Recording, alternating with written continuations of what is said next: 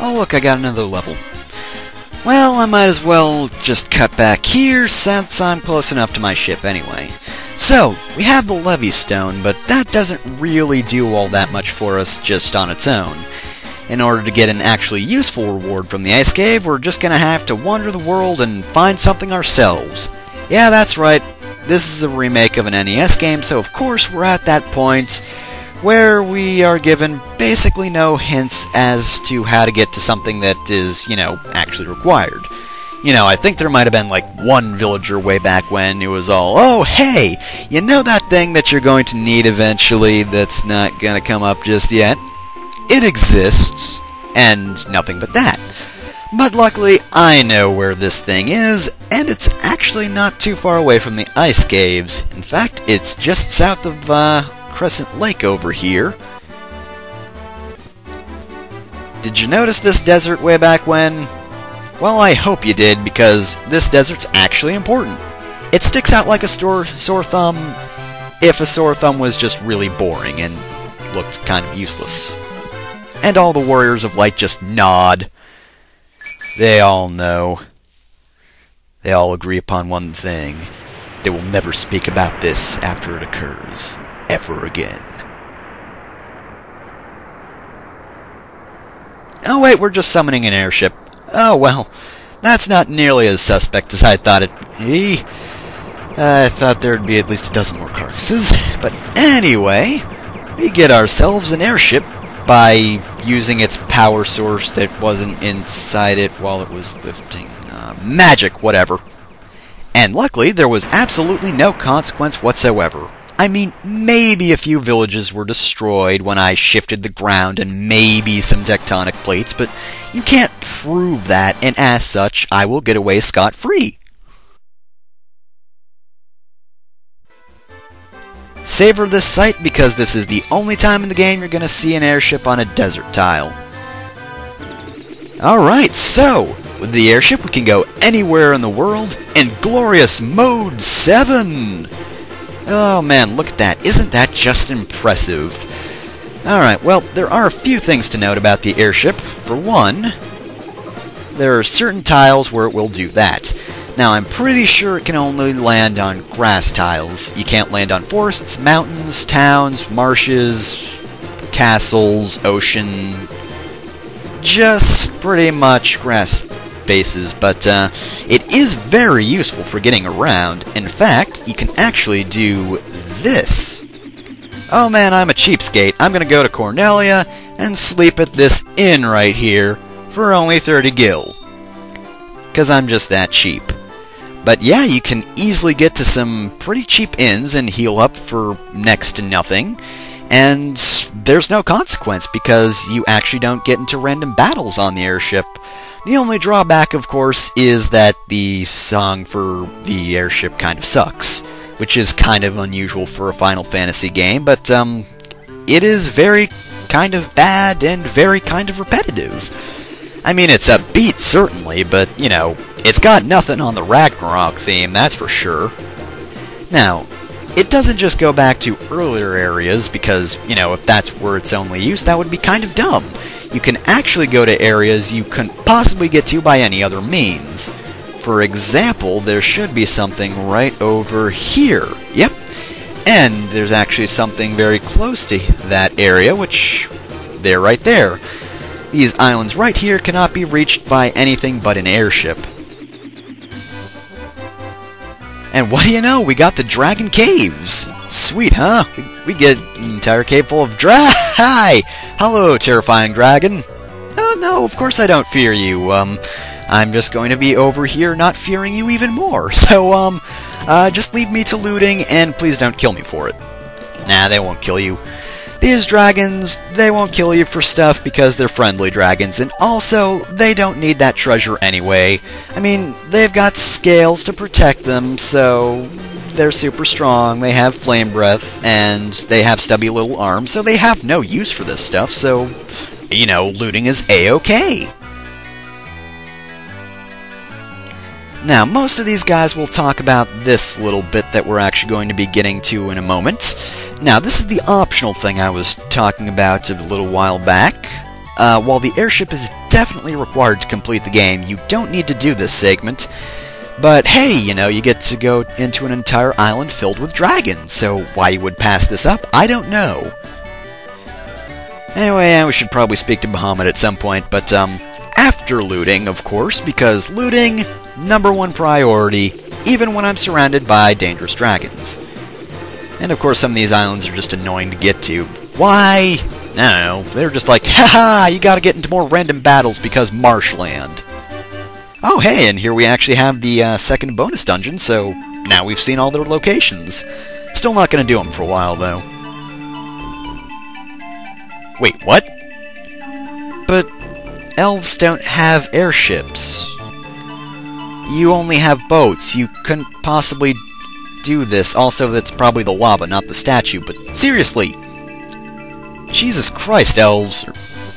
Okay, so apparently the elves are just like, we're gonna do these trials.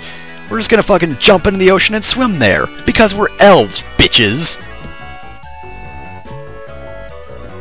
I'm a valiant warrior who needs whatever is in here. See? Important elixir. You don't need to... You didn't need to go to that chest and see that it was empty. You didn't even need to know it's full. And of course, these guys are peaceful, so they don't like senseless killing, but yeah, I'm totally up to that ideology. And the monsters I kill aren't territorial, they're totally malevolent. Yeah, of course, the ancients are always better with machines than we are because... I don't know, probably the same reasons as in Final Fantasy X. Machines are always evil and they're the worst things ever. Actually, that wasn't the message of that game at all. Yeah, dude, I know that story. Yada yada yada, peace, yada yada yada, scouring. Ooh, speaking of scouring, I probably killed someone's sibling. Okay, if anyone asks, wasn't me, wasn't Hector, it was Eliwood. He can take the fall for this one. Totally worthwhile sacrifice. Anyway, if for some reason you aren't interested in looting, this is probably the only area you want to visit. I mean, look at all these swords buried in the ground. It has to be important, right? I won't mind my tongue. I'll even swear. Look, watch me swear. Hell! Haha! I'm totally edgy. I'm the edgiest kid in the neighborhood. Look at me swearing all up in the dragon kid. Hi! I could see how it'd be terrifying if you stared into my soul, or stared into my soul. Anyway, yeah, Bahamut, who is usually a boss or a summon or something like that, he doesn't do either of those things. That's not the norm in this game. He just gives you a thing, but you know, it's not a you scratch his back, he scratches your situation, because all he asks for is just a useless item, just to prove your worth. He doesn't need anything out of it, really. But anyway, yeah. The item we want is actually in here, but I don't really see any tiles we can land on. All of it's like forests, marshes, and we can't land in the forests, oh no. Can't land in water, but there are no spaces big enough to really land on around here. I mean, I guess I could land somewhere around... Well, no, I would probably have a hissy fit, and I couldn't get around those mountains. Okay, oh, there we are! Miles and miles away from the Citadel. This is the only point where we can land. Got a long journey ahead of ourselves. Yep. Yeah, we have to walk all that distance, so, I hope you like hiking! Okay, long walk begins now. Or maybe it doesn't. Thanks a lot, Sphinx, you just had to ruin it for everyone, didn't ya? Well, screw you too. Alright, so, around here should be one particular enemy that's not really noteworthy, but I find weird. Is this it? Yep, that's it! Alright, the were-tiger. I must admit, I really don't get what they're going for here. All I see is just a chest with the head protruding out of its, well, chest, with no neck whatsoever, and an arm growing out of the back of its spine, like some sort of weird ponytail or something. Like, it's just hanging off its chest head. They're not really noteworthy enemies otherwise, as I said. they are taken down very easily, but I just don't get it. To me, they just look like floating chests with heads and pony arm things. It's just too abstract, man. I don't get them. I know what the saber-tooths are. They're blue saber-tooth things. I can tell that, but I don't know what the hell they were going for those were-tigers. Seriously. Floating torsos, man. But other than that, there's not really too much to this walk here, despite the fact that it is a very long walk. Well, okay, it's not even that long, really. I mean, we got guys like this, but it really isn't all that tough, and you probably won't be all that tired by the time you get to the ruins, or Citadel, or whatever. Despite the fact that this does look like a long walk for the Warrior's Flight. I mean, it only takes a few minutes for me to traverse this continent, but let me remind you it's a continent. This probably takes days, hell, maybe even weeks for the Warriors of Light to do this, you know, in their time. There's no day-night cycle, so you don't see it, but come on, it's gotta be going on, right? They're just walking 24/7, and eventually they get here. You know why? Because they're skilled. Wait, the crown? You mean the crown I got from Astos? No, that can't be right. But Bahamut didn't give me a crown. He was just like, okay, go to the Citadel and things will work themselves out. Huh. Well, whatever. I have a thing that allows me to do the tests, so I'm A-okay with that.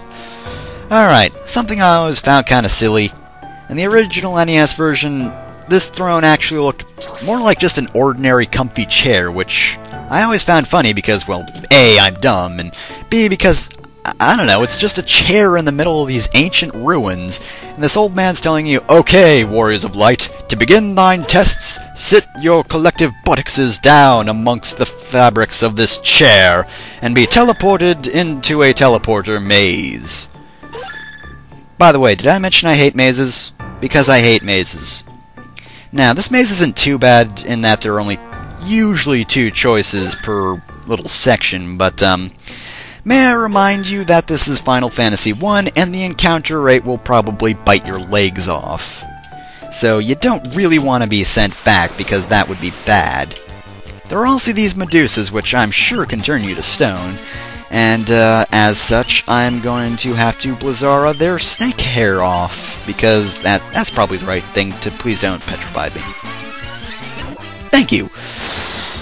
Anyway, Medusas aren't too bad, other than the fact that they can petrify you, because they die quite easily, which is good.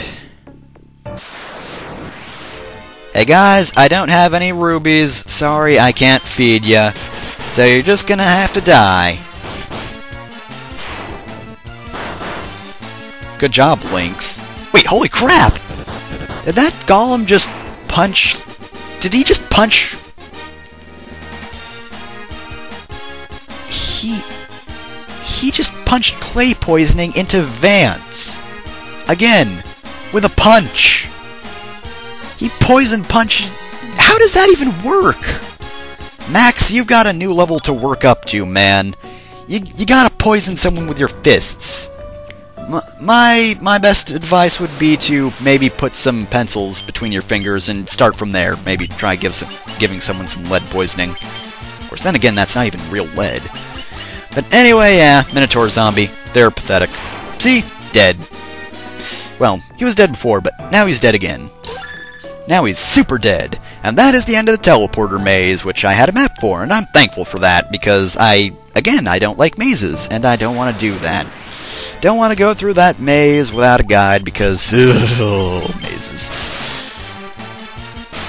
Wow. You guys are just plain sad, you know that, right? Like, I'm not supposed to be coming to this tower until at least after the second major dungeon. I mean, I can come here, but I'm pretty sure it's more suggested that I go to the second major dungeon first and save this for afterwards, but no. You're just gonna do this. Wow. You guys are sad. Ah, well, whatever. Oh, man, I bet that was fixed onto this location. Well, Mind Flayers aren't really all that bad. I mean, Mind Blast can be not really devastating. I mentioned that they can kill someone in one hit with their normal attack, right? Of all the characters that could have possibly been attacked and killed by the damn squid wizards, it had to be Max. Had to be Max. You know, this is not going to look good on your resume, Max. Have I mentioned that? It's going to look terrible. You can't work well with squid wizards. They're not that tough, Max. They're squid wizards. They're very, very squishy. They are squishy wizards incarnate. They are actually squishy. Like, not just frail bones, they are frail-ish, sort of. They are squid consistency, okay, dude?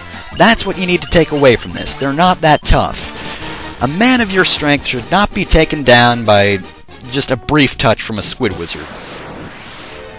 Oh, nightmare, get it? Because it's a horse, and nightmares, they can blind you with their attack, I believe. They're not that tough. Especially on their own.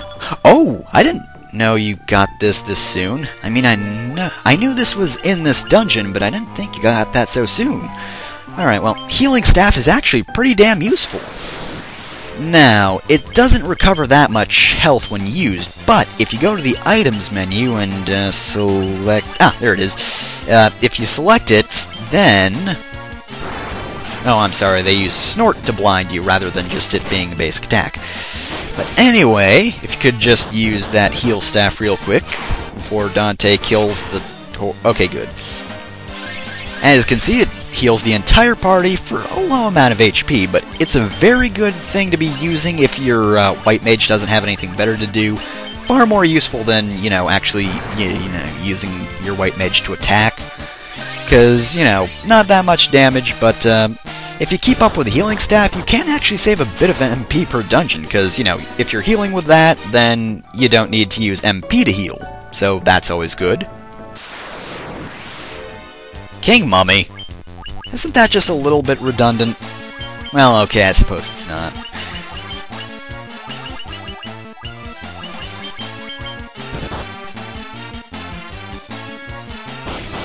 Oh, pardon me. Anyway, I was gonna say that that mummy was probably just a pharaoh among all the other nobles that got the old mummification thing. You know, I'm pretty sure it wasn't just exclusive to pharaohs. In fact, I think ancient China also did mummification, right? So it was a noble thing rather than a pharaoh thing, so I guess there could be a king among the other mummies. Prove me wrong again, game. God! Final Fantasy I is smarter than me, and that is absolutely sad. Anyway, Max stays stark naked because that's the way he lives, and I'm going to respect his choices, but I'm also going to, yeah, nothing else to equip. Alright. Also, yeah, nothing special about those steel gloves. Some gloves actually do have a certain effect, like if you use them like the healing staff, then they'll usually use some sort of attack, like Thundara or something. Somebody already looted that treasure, the bastards! They took something from my chest? Ah! How dare they! Ew! Got a severed rat's tail! That's icky! I could get the plague or something. Oh, hi, Dragon Zombie. This is the mini-boss of the area, I guess. He decided to appear in front of the throne rather than the chest, but whatever. He's not tough at all. He's just a basic enemy that decided, hey, I'm going to try to kill the Warriors of Light, but ultimately he failed because he's dumb. See, 2 attacks, he's done. I said done and gone at the same time. I tried combining them. But anyway, yep, that was the Citadel of Trials. That was incredibly easy, wasn't it? Anyway, I'm gonna go back to the ship, so I guess I'll meet you back there. Oh look, how fitting. Before we leave for the Island of Dragons, we get to fight dragons. Except they're not friendly dragons, they're evil dragons who stick their tongue out. Because bad manners, I guess? That's how you can tell if a dragon's evil, by the way. If they have bad manners, kill them. Just kill them right away. Don't want any bad-mannered dragons around. Ooh, they do a bit of damage, though, so, I guess be careful of that. Did Lynx just receive less damage than Dante? Dante, you need better armor. Even though White Mage only has an armlet, and that apparently protects their body better than armor. Okay, well, whatever. Not gonna dwell on that. Not gonna do it. Not gonna do it. I'm just gonna go back and deliver this severed rat's tail to evil Dragon Lord Bulletface, and apparently, hopefully, that will be a suitable side of my courage. That I managed to pick up a severed rat's tail. I guess, to be fair, I'm kind of courageous for picking this thing up and keeping it around with me when it could probably kill me with a disease. So yeah, clearly I'm the most brave guy around here, right? You're gonna say the same thing to me. You jerks. Anyway, here's your stupid rat's tail. I was just here 5 minutes ago.